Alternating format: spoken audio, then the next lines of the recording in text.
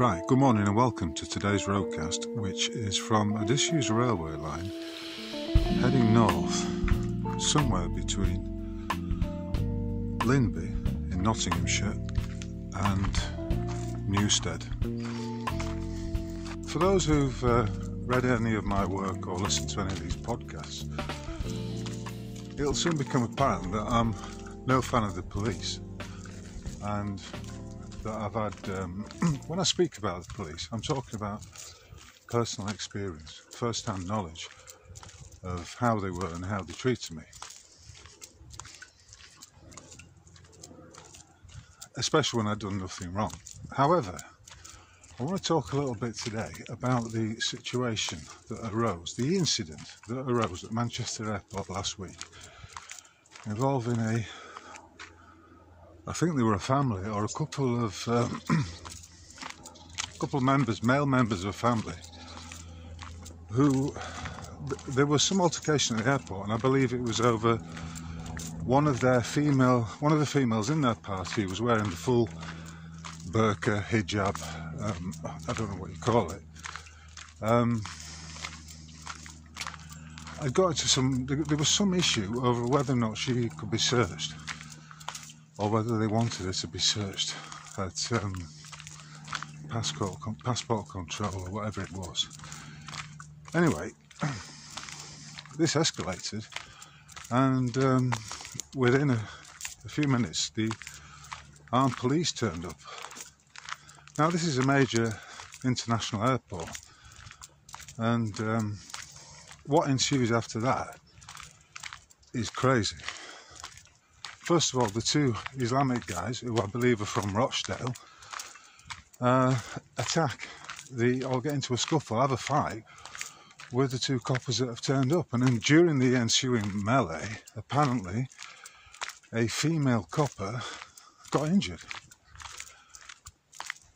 Tasers were fired, and from what I saw, well, from what you can see of the footage, the two, one of the assailants was on the floor. Now, at that point, it gets interesting, because one of the coppers turns up and kicks this guy who's prostrate on the floor in the head. Now, I can't condone that sort of behaviour, because in a situation like that, there can be no fucking about at an airport. But if a man has been incapacitated and is lying on the floor, it seems, how shall we put it, somewhat overzealous to be booting him in the head, even if he has hurt one of your female colleagues.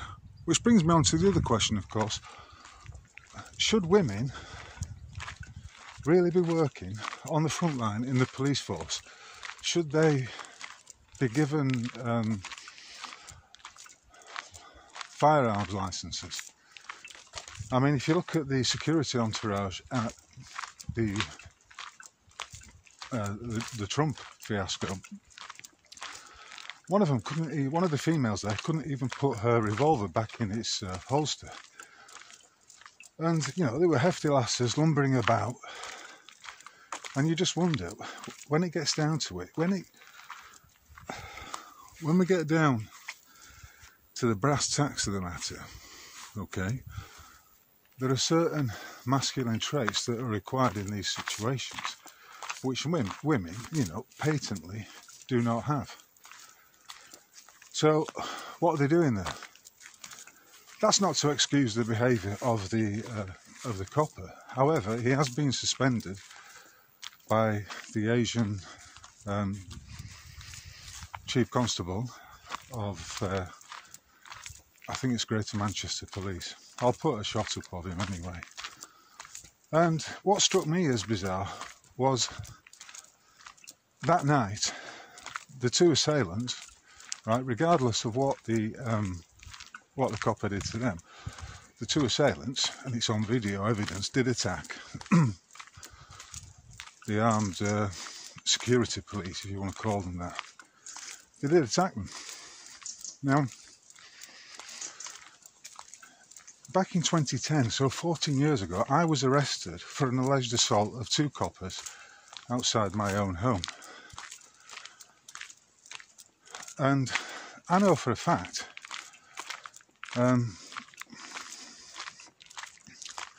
if you behave like that towards the police, it's unlikely you're going to get released in a few hours. And in my case, they kept me in the police station for 23 hours. So, they then get released somehow. Maybe it's the influence of the Chief Constable of Manchester Police Force, who shares the same religion as them. Maybe it's not that, I don't know. But they get released that very evening, which I found to be astounding.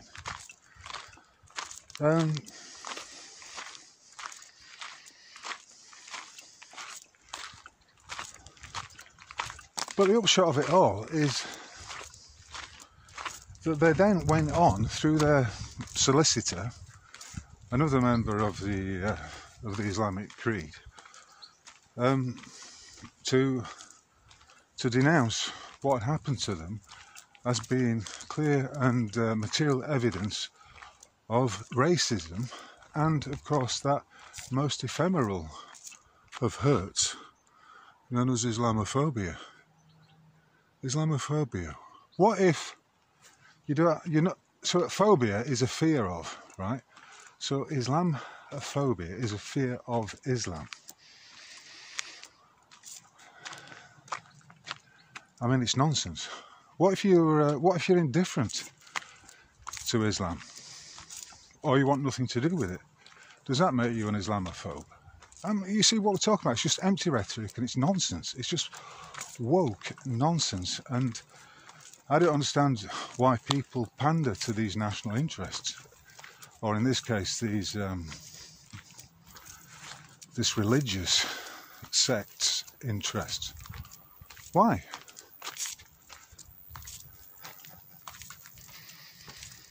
The second thing I want to talk about is Tommy Robinson, or to use his true name, Stephen Yaxley Lennon. Stephen Yaxley Lennon. You can't really chant that out in the same way as you can, oh, Tommy, Tommy, Tommy, Tommy, Tommy, Robbie Robinson, which has more of a cadence to it. So you do wonder just what's going on. Well, Mr. Yaxley Lennon is an interesting character, of course. First of all, this show of unity. This was an attempt to unite the kingdom. That was the banner under which the gathering in London yesterday began. And so, you know, there was a good turnout. And I have to question just who Tommy Robinson is. I mean, he is clearly a supporter of Zionism and has connections with Mossad and is it New Era Media, which is as far as I know, a Jewish-owned alternative media platform. So to say, you know, let's go back to the old maxim, you cannot serve two masters. So what is the game? How can you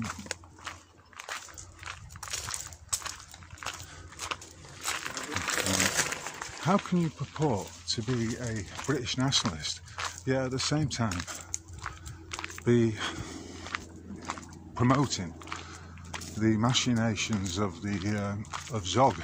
No man can serve two masters. So, although Tommy Robinson may claim to be a patriot, and many of those men who turned up yesterday will also claim to be similarly patriotic, I do question who his master is. And of course, there were a few State of Israel flags in the gathering at Trafalgar Square. And of course, when it boils down to it, the influence of the various Zionist organisations is considerable. So, could it be that Stephen Yaxley Lennon is playing the part, he's acting the role of Tommy Robinson, a crypto, well, I don't know if it's crypto because I don't think he hides it, an Israeli sympathiser with demonstrably Zionist leading tendencies. In short, I see nothing to dissuade me from the view that everything that you see in the mainstream media right now is a stage play. None of it's real. Another example would be the clear and apparent gain of several inches in height of the latest actor playing the role of Joe Biden. Or should I say the latest actor to don the mask in readiness to play the role of Joe Biden. If you look at the footage, he's demonstrably taller than the previous actor. And, you know, Biden's height's given to be 6 foot. But in the footage of his latest public appearances, this actor is clearly several inches taller than that. It's probably about 6'2" or 6'3". So it's all a stage, and none of it is real, which has profound implications for for the individual as he journeys through this construct. All of that, of course, is programming, and it's designed to cause division. It's the old divide and conquer. And, you know, one of the roles, undoubtedly, in spite of what the banner was that they marched under yesterday, which was Unite the Kingdom,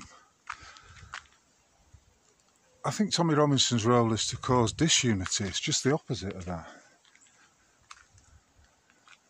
His role, perhaps, is to cause confusion where none really existed. But having said that, and it's quite a clever game, because they are tapping into that nationalist or patriotic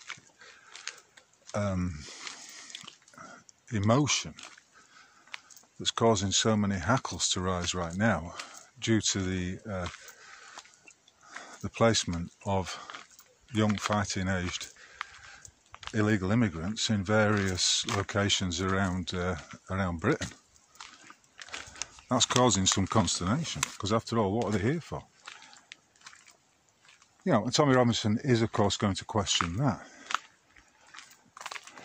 Another thing that makes me distrustful is the fact he's a shorthouse. And as I was saying in the previous episode, I think it was episode 44, what is it with all these would-be political leaders, heroes and game players that, I'm talking about the males, let's just leave the females to one side for now, that makes each of them seem to have a lack of height as a common factor. Is there such a thing as the Napoleon syndrome? Anyway, as I saw some of the footage yesterday of the crowds gathering in Trafalgar Square, I did feel it was interesting, because I could sense that my the hairs were standing up on my legs, because you know, for better or for worse, I would describe myself as a patriot, or if I was pushed, as an anarcho-nationalist. But I'm not here to follow any crowd. So, you know, some would argue that Tommy Robinson is playing the role very well, and he's playing the role of leader so well. He's got his audience in the palm of his hand. However, it is 2 weeks to the start of the football season, and I do wonder just how many of those would have turned up yesterday had their team been playing at home.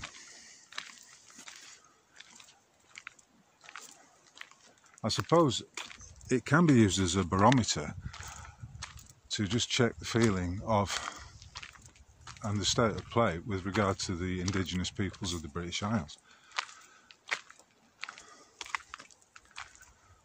One thing that can't be denied, though, is that there was a magnificent turnout. I saw it quoted as being some 500,000 people. That's 500,000 people.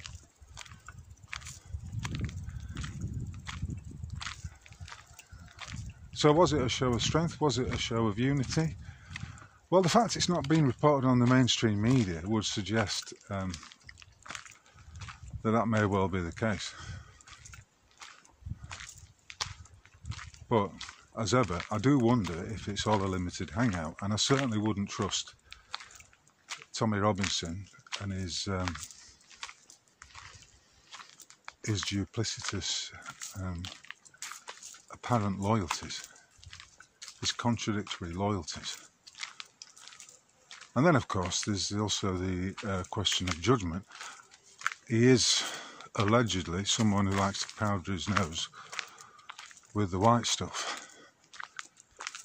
And that being the case, if that is the case, then that makes that individual's judgment suspect and easily influenced, of course. And who are his handlers? You know, if you think all of this slick media stage show was organised just by Tommy Robinson, then you need to give your head a shake, because it was a slick operation. And I do wonder who funded it. But it certainly is a glorious stage, that's for sure. And it was a glorious event yesterday. But how much of it was scripted? And who is writing Tommy Robinson's scripts?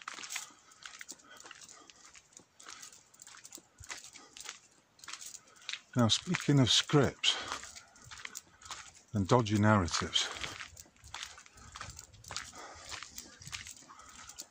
on Friday, 2 days ago, was it the 26th? We had the opening ceremony of the 2024 Olympiad. Now, if you've seen the opening to the 2012 Olympics in London, you will understand that to be a very dark and sinister piece of ritualistic theatre. It was a theatre of ritual, and they're always like this. And the one on Friday was no exception. But it really was a particularly tawdry, shabby, and markedly demoralising opening ceremony that the French put on, or rather the handlers put on, featuring a montage or an image that was supposed to resemble the Last Supper, was supposed to resemble the Last Supper. And at the heart of it, instead of Christ, there was an obese, I mean clinically obese, tattooed woman. And all these various freaks around her. And then there's an image that's burning in my mind, which I can't quite get rid of a guy with a blonde beard prancing around as a woman, or dressed in a woman. In short, it was a carnival of the grotesque, and people have rightly called it satanic. In fact, it's another piece of perversion that fits in with the inversion of everything that is good in this world.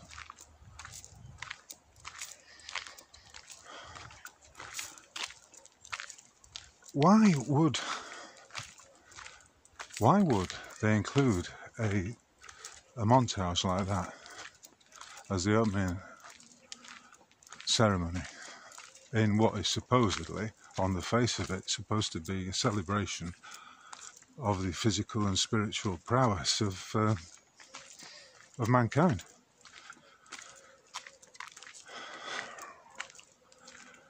And of course, just like the 2012 Olympics, which was pre-programming people, or you could say warning them about the dangers that were lurking with regard to the COVID nonsense, the COVID psyop.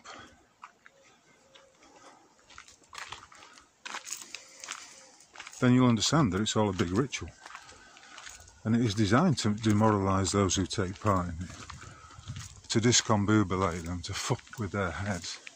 We're living in very strange times, but of course, as I've said previously, these are fascinating times. And sometimes, of course, you wish you hadn't seen these things, but then I think that's the nature of the construct. None of it fits in, none of it, I can't really stomach watching most of it. I haven't actually seen, other than little clips and some still images, the portrayal of the satanic portrayal of the Last Supper. And it turns out, lo and behold, that particular skit, call it what you will, was written by a homosexual Jewish man who, in true inverted style, is being lauded for what I would describe as manifestly just a pile of shite. It was just wrong. Whichever way you look at it, it was wrong. I'm going to put a link up as well to an excellent analysis of the 2012 opening ceremony by Archaics, Jason Brashears of Archaics, which pulls it all apart. So it's interesting, the juxtaposition of what was on the face of it, a formidable turnout in Trafalgar Square yesterday, with the shambolic, satanic, and demoralising fiasco that was the opening ceremony of the 2024 Olympics in Paris. But it's interesting to see that those, and I'm not for 1 minute suggesting that the Tommy Robinson gathering was organic. I'm not. It was obviously all staged. However, it is very interesting to see, to juxtapose that alongside the opening ceremony of the 2024 Games in the protocols of the Elders of Zion. The plan is outlined that the Third World War will be a conflict between Christians and Muslims. That's the playbook. Whether that's going to happen, I don't know. But all of this can be seen as an attempt to mix it all up, to create further division. That's why we have so many illegal immigrants in Britain right now. It's all part of a grand chessboard, with the Muslim pawns being moved about and into position. And it's all designed to cause a backlash. And is that not what's happening right now? That there is a backlash? I mean, as far as I'm concerned, it's very difficult for anyone to condone kicking someone in the head, especially when you're a police constable and the guy has already been incapacitated. It seems a bit overzealous, and it seems, of course, to be, on the face of it, to be taking the law into your own hands, which, as I outlined in the 9 Principles of Policing in a previous episode, is a no-no. That's not the kind of behaviour that a police constable should be engaged in.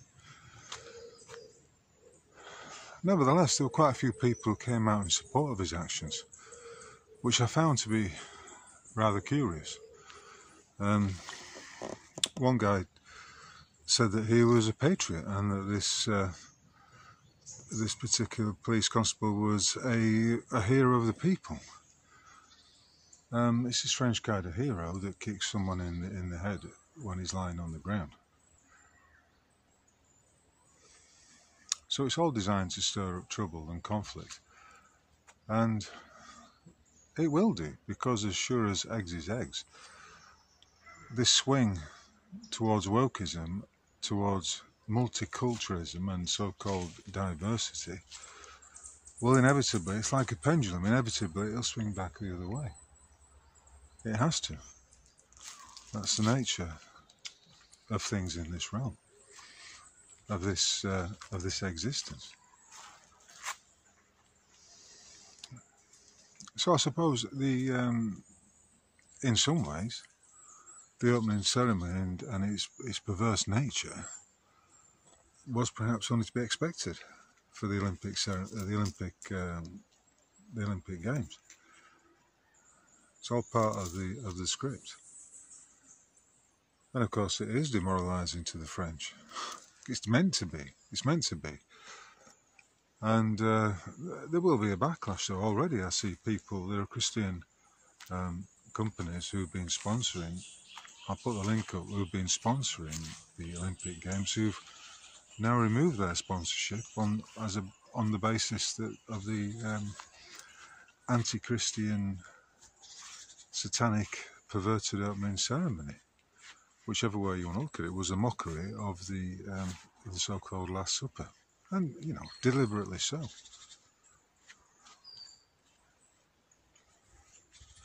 But of course, France is another captured country, just as Great Britain is.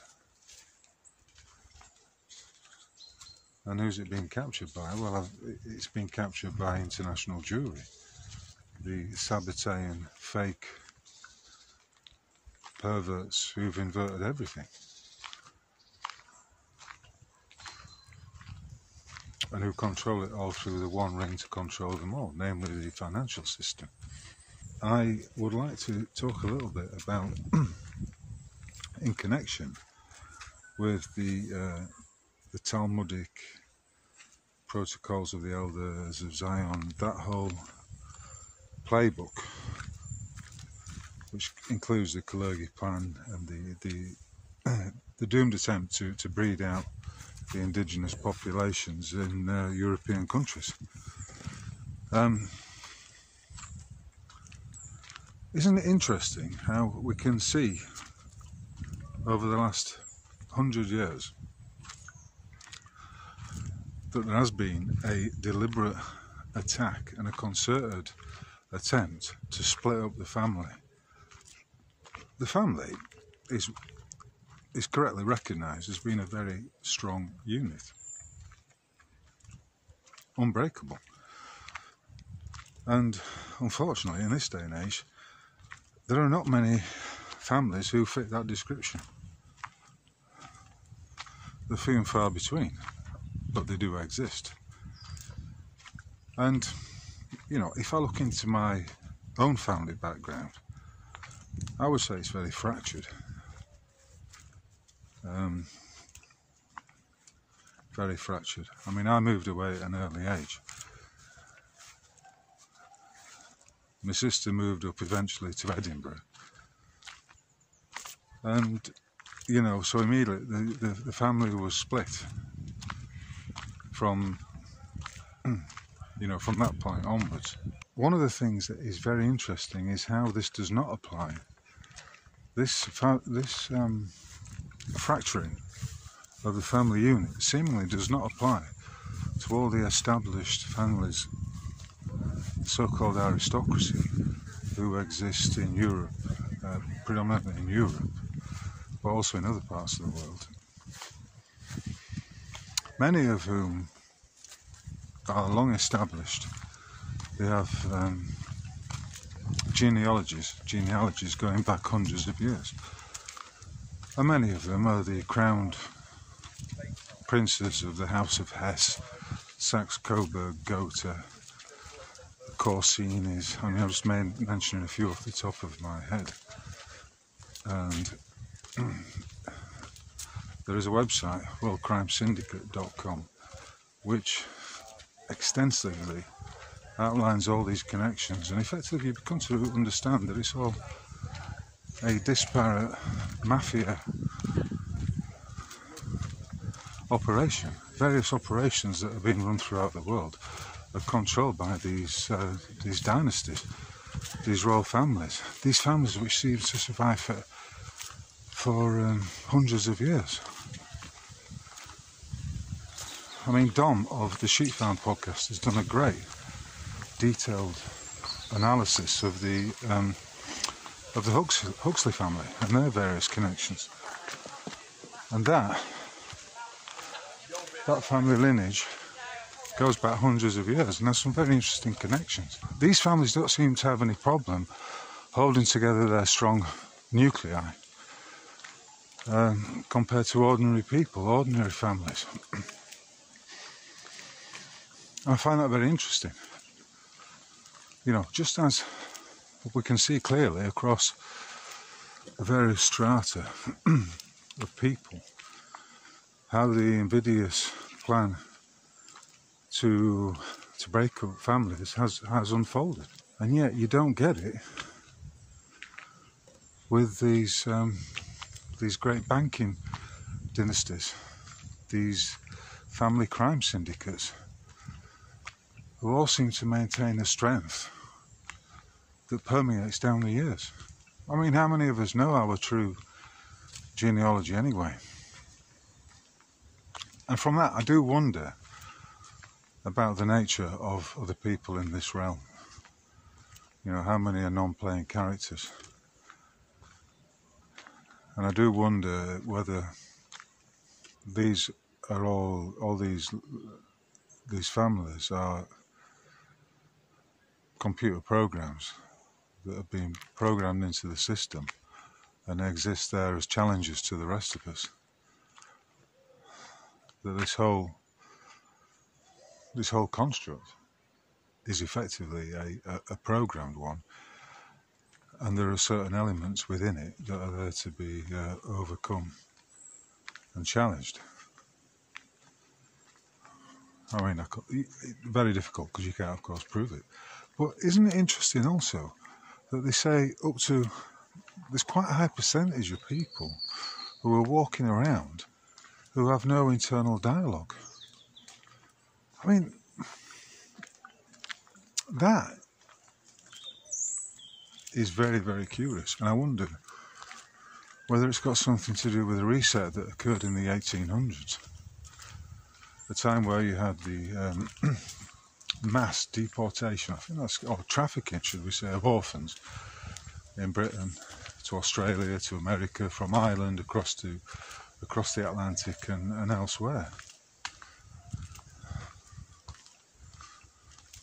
What was really going on there? And if you look at the curious anomalies surrounding these world fairs, these exhibitions that took place all around the world, Crystal Palace, Chicago, Paris, San Francisco, the examples are everywhere.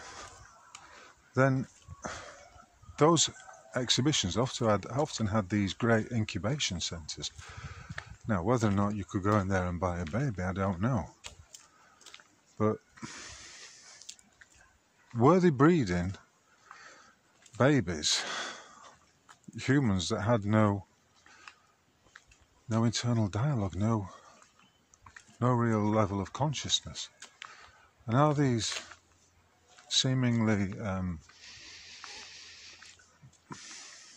disconnected, psychopathic, narcissistic individuals do they populate most of what we consider to be our fellow human beings? And is there some kind of programmed psychopathy at work with these elite families? Because once you start to look into it, as I say, the worldcrimesyndicate.com, once you start to look into that, you have to question whether or not the entire world is run as a like a patchwork quilt, like a patchwork of various incredibly wealthy families with connections to various psyops going back centuries. So how much of it is real, in the sense that, well,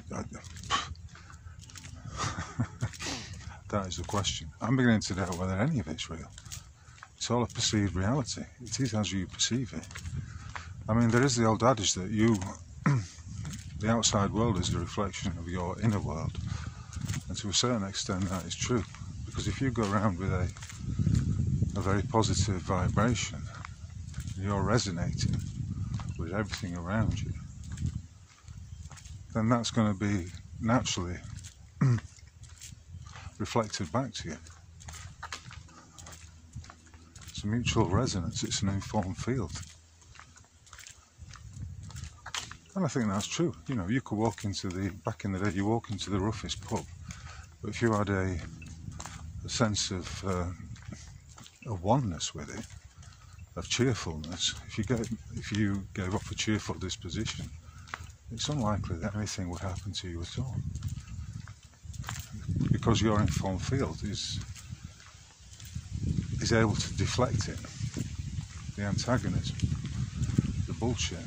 So the real families who are running this, it's very interesting, all these, and it never occurred to me that there were so many principalities and so many princes and princesses of various aristocratic families still in positions of considerable influence around Europe, controlling the various mafia, controlling all the drug running, the money laundering, the trafficking of children.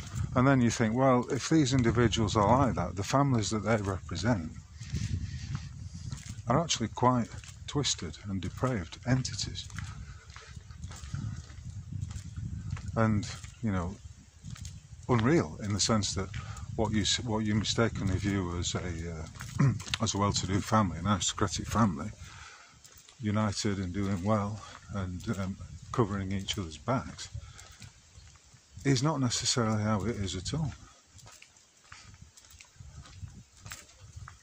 However, there are certain blood allegiances and sworn affiliations and associations and connections, contracts, if you like, that do seemingly hold together this glue that is the influence of the elite families and their various crime bosses. I mean, I had previously seen the suggestion that the deceased Queen Elizabeth was effectively like a madame of a huge crime syndicate. I couldn't see it at the time. I never ruled out that possibility, but right now I would say it's a distinct likelihood that that's the case, and that King Charles has simply moved into the hot seat. But in the background, behind this front, as I say, you can't trust anything you see in the mainstream media. Behind this front of a united family known as the Windsors, it's all very fractious, and there's a lot of discord. A lot of discord, with some dark deeds going on in the background that are never brought into the public consciousness. Well, why would they be? But as I said in the previous episode, it's important to remember, as we're going through all of this and we're watching all these various false flags and psyops unfold before our eyes, that none of it is real. It's all scripted. It's all put out there as a way of playing with and diffusing, if you like, your divine abilities, to make sense of it all, to see through the bullshit. Families are interesting, but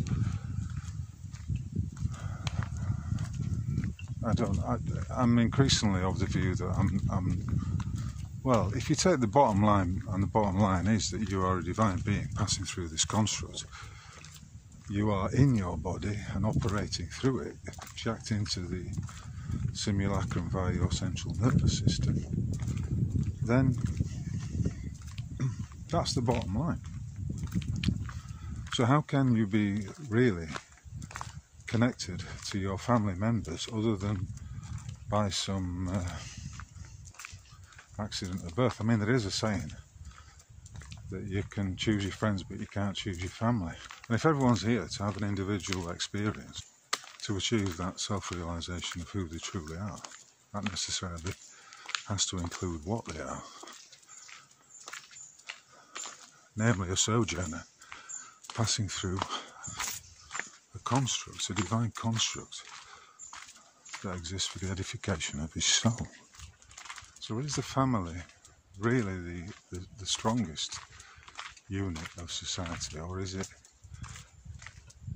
more likely that isn't a family, that's a misdirection, and that your, as I said in the previous podcast, your tribal connections are more significant?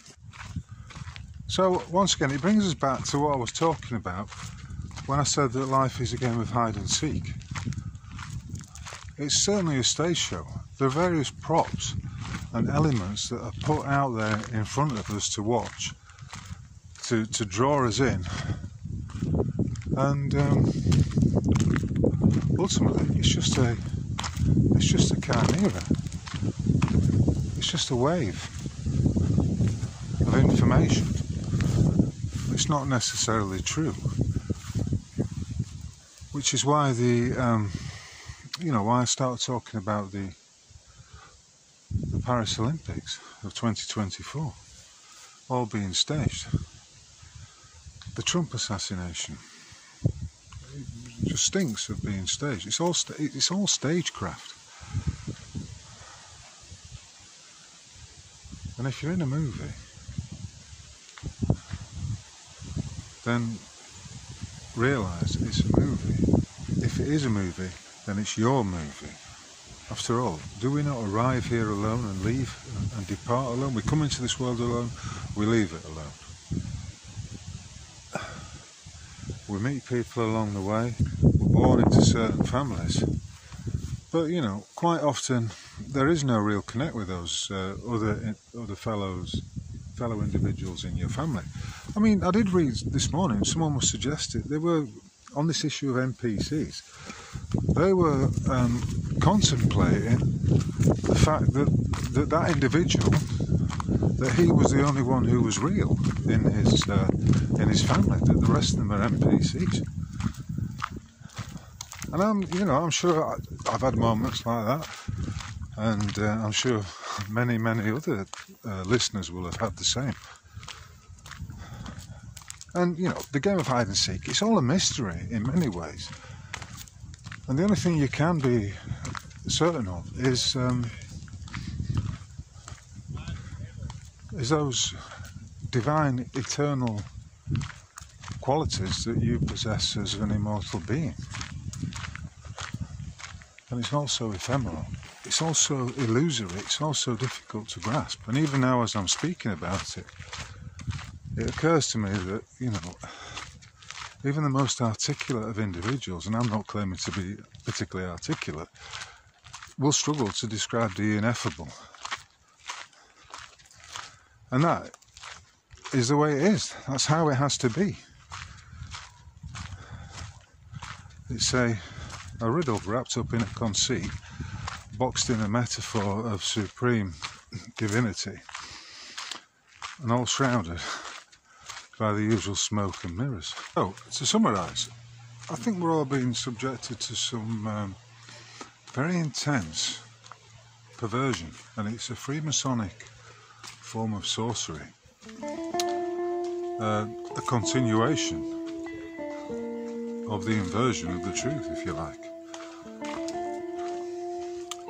Anyway, from north of Nottingham, from the source of the River Leen, near Newstead, I'd like to wish you all a fond farewell. And if you've got this far, thank you very much for listening. If you've enjoyed the content of today's broadcast, please consider leaving a donation via the Buy Me a Coffee button. Until the next time, a fond farewell, and I'll catch you all on the flip side. Cheers.